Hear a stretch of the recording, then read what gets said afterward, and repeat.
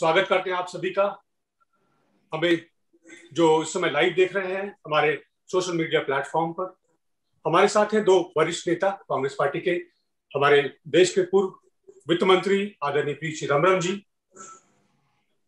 सांसद हैं राज्यसभा से, और साथ में है शक्ति सिंह गोहिल, ये गुजरात से विपक्ष के नेता, पूर्व विपक्ष के नेता और सांसद है राज्यसभा में इस समय। एक बहुत ही महत्वपूर्ण मुद्दे के साथ, विषय के साथ आपके समक्ष उपस्थित हैं। बारी बारी से वो स्टेटमेंट मेक करेंगे, पहले चिदम्बरम जी, उसके बाद शक्ति भाई। Sir, over to you, Chidambaram sir. Thank you. Good afternoon, friends. My colleague Shri Shakti Singh Gohil and I are here to meet you today on a matter of grave concern.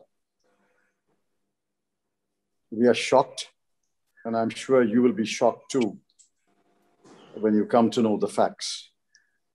We have an opening statement, and let me read the opening statement in English. Copies are being distributed both in English and Hindi. And then my colleague Shakti will make a brief statement in Hindi. We will then take questions. On 14th May, Divya Bhaskar, a Gujarati language newspaper, published a news story that sent shock waves throughout Gujarat and the country. The thrust of the story was that during the period March 1 to May 10 of this year, that is 71 days, Gujarat issued about 123,000 death certificates, as against about 58,000 death certificates issued during the same period last year, that is 2020. The increase was an alarming number of about 65,000 death certificates. The increase cannot be explained. Let me repeat, this increase cannot be explained as a natural annual increase in the number of deaths. It can only be attributed to a pandemic or any other natural disaster. We have independently verified the two numbers referred to above for the period of 71 days. We have collected the numbers from 33 districts, including the cities of Gujarat. The sum of the number of death certificates nearly tallies with the numbers published by Divya Bhaskar. The numbers are 123,873 in 2021 versus 58,068 in 2020. During the period March 1, 2021 to May 10, 2021, the government of Gujarat has officially admitted to only 4,218 COVID-related deaths. The difference between the increase in the number of death certificates, that is 65,805, and the official COVID-related deaths, 4,218, must be explained. It cannot be explained as natural annual increase or due to other causes. We have a strong suspicion that the bulk of the increased number of deaths is due to COVID, and the state government is suppressing the true number of COVID-related deaths. Our suspicions are confirmed by the fact that hundreds of unidentified bodies have been found floating on the river Ganga, and nearly 2,000 unidentified bodies have been found buried on the sands along the river Ganga. We have a strong suspicion that the government of India, in conjunction with some state governments, is suppressing the true numbers of new infections and COVID-related deaths. If our suspicions are true, this is a grave misdeed, apart from being a national shame and a national tragedy. The government of India and the government of Gujarat owe an explanation to the people of India. The Congress Party, we demand answers and an explanation. Shakti? Yes sir, thank you sir. मैं धन्यवाद करता हूं मेरे senior साथी चिदम्बरम साहब का, जिन्होंने एक महत्वपूर्ण इश्यू को आपके सामने इंग्लिश में रखा है। पत्रकार साथियों, प्रणव जी, प्रशांत जी और हमारे मीडिया टीम के साथियों, हमारे वरिष्ठ नेता, मेरे सीनियर कलीग चिदम्बरम साहब ने जो बातें रखी हैं, एक गुजराती होने के नाते बड़े दर्द के साथ मैं कहना चाहता हूं कि पूरे देश में नहीं, पूरी दुनिया में गुजरात का एक मॉडल बना, गांधी मॉडल, और पूरी दुनिया में गुजरात की एक अपनी प्रतिष्ठा बनी। सत्य और अहिंसा का रास्ता पूरी दुनिया को अगर किसी ने दिखाया, एक गुजराती ने, महात्मा गांधी जी ने दिखाया। और बड़ी शर्म के साथ मैं कहता हूं कि आज झूठ और फरेब भी एक मुखौटा पहना के असली सीरत छुपी रहे, नकली चेहरा सामने आए, इस तरह की बातें वही मेरे गुजरात से हो रही है जिससे हम बदनाम हो रहे हैं। गुजरातियों के सुरक्षा, गुजरातियों की चिंता को लेके कांग्रेस पार्टी ने इसे एक बड़े गंभीर मसले को यहां उठाने का निश्चय किया। मैं धन्यवाद करता हूं गुजरात के उन अखबार के मालिकों का, उन अखबार के तंत्रियों का, उन अखबार के पत्रकारों का, जो बहुत सारे प्रेशर और ऑड्स के बावजूद सच को सामने लाने की कोशिश करते हैं। कुछ जरूर इसमें गलतियां और भक्ति भी करते हैं, कुछ की कंपल्शन भी होता है, पर आजकल सच को सामने के लाने के लिए जो कोशिश कर रहे हैं, उन मीडिया के साथियों का भी मैं धन्यवाद करना चाहता हूं। आपको जान के ताज्जुब होगा कि जो 2020 में मार्च, अप्रैल और मई के पहले 10 दिन, माने फ्रॉम 1 मई टू 10 मई, इसके फिगर एक लीडिंग वर्नाक्यूलर जर्नलिस्ट ने और उसके पूरे ऑर्गेनाइजेशन ने मिलके 33 डिस्ट्रिक्ट्स है गुजरात में, उन 33 डिस्ट्रिक्ट्स और 8 म्युनिसिपल कॉर्पोरेशंस, वहां से जांच पड़ताल की और 2020 के मार्च, अप्रैल और मई के 10 दिन मिला के 71 डेज, 71 दिन में 2020 में कितने डेथ हुए थे और 2021 में कितने डेथ हुए, आपको ताज्जुब होगा।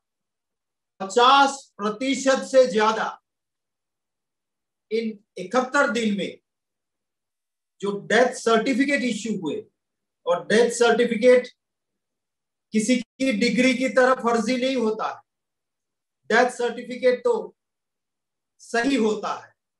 उस डेथ सर्टिफिकेट्स को इश्यू होने में 50% से ज्यादा बढ़ोतरी हो। इन सिर्फ 71 डेज में 1,23,000 डेथ सर्टिफिकेट इश्यू हुए। माने अगर डेथ सर्टिफिकेट के लिए नहीं अप्लाई किया, जिसने इत्तला नहीं दी, कोई गरीब लोग ऐसे भी होंगे, उसको बात कर दीजिए, पर जिन्होंने जाके लिखवाया और सर्टिफिकेट मांगा, वो 1,23,000। और जो पुराने एक साल माने 2020 के मार्च, अप्रैल और मई से 50% से ज्यादा, और सरकार कहती है कि कोरोना से डेथ सिर्फ 4,218 हुई है, 4,218 ड्यूरिंग दिस 71 डेज। मैंने कुछ डॉक्टर से भी बात की, मैं खुद इस राजनीति में लंबा अरसा मेरा यहाँ पे हुआ है, कुछ अधिकारियों के साथ विधानसभा में विधायक, पीएसी चेयरमैन या मंत्री रहते हुए नजदीकी से काम किया है, उनसे पूछा है, कुछ कॉरपोरेशंस में अधिकारियों से बात की है, कुछ म्युनिसिपैलिटीज में हमारे म्युनिसिपैलिटी के अफसर्स रहते हैं, उनसे बात की है। कुछ लोगों ने मुझे मोबाइल पे उनके पिक लेके भी भेजे हैं डेथ रजिस्टर्स के। और जो दिव्य भास्कर की स्टोरी की थी, ने स्टोरी की थी, उसकी जांच पड़ताल के बाद हम दावे के साथ कह सकते हैं कि इन 71 डेज में जो डेथ सर्टिफिकेट इश्यू हुए हैं वो एक साल में 50% से ज्यादा हुए हैं। और ये सारी मौतें क्यों हुई है, बहुत लोगों से, डॉक्टर से, पैरामेडिकल स्टाफ से बात करने के बाद मैं कन्विंस हूं कि ये जो मृत्यु हुई है उसमें से ज्यादा बढ़ोतरी का कारण कोरोना वायरस है। अगर मैं गलत हूं तो सरकार एक व्हाइट पेपर निकाले, सरकार खुद इस बात की जांच करे, न्यायिक जांच।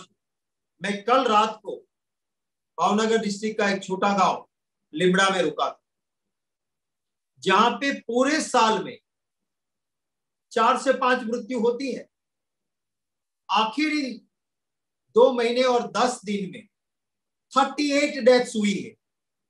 और जहां जिसको भी मैंने पूछा क्यों मृत्यु हुई थी कोरोना की वजह से। एक प्रेस कॉन्फ्रेंस में गुजरात के मुख्यमंत्री को यह सवाल किया गया कि आप ये फिगर्स दिखा रहे हो और जो एम्बुलेंसेस जो कोरोना के प्रोटोकॉल में लिपटी हुई बॉडीज आ रही है, एक साथ डेड बॉडीज को जलाना पड़ रहा है, और आप कोरोना के मृत्यु किसे क्यों नहीं कहते हो। तो जैसे कि हमारे यहाँ के गुजरात के मुख्यमंत्री जी कब, क्या, कहाँ, क्यों, कैसे बोलते हैं वो आप सब अब जानते हो। तो उन्होंने एक लिफाफोफी थोड़ी सी इधर उधर की थी कि कोरोना पॉजिटिव हो गया और उसके बाद हार्ट अटैक आ गया और वो मर गया, तो वो कोरोना का डेथ नहीं।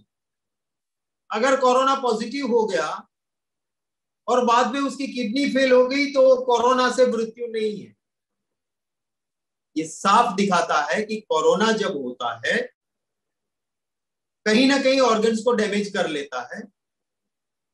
पूरी दुनिया ये जानती है कि कुछ दिनों के बाद कोरोना तो नेगेटिव हो जाता है, पर क्योंकि कोरोना आया था उसने जो डैमेज किया जिस ऑर्गन को, मृत्यु होती है।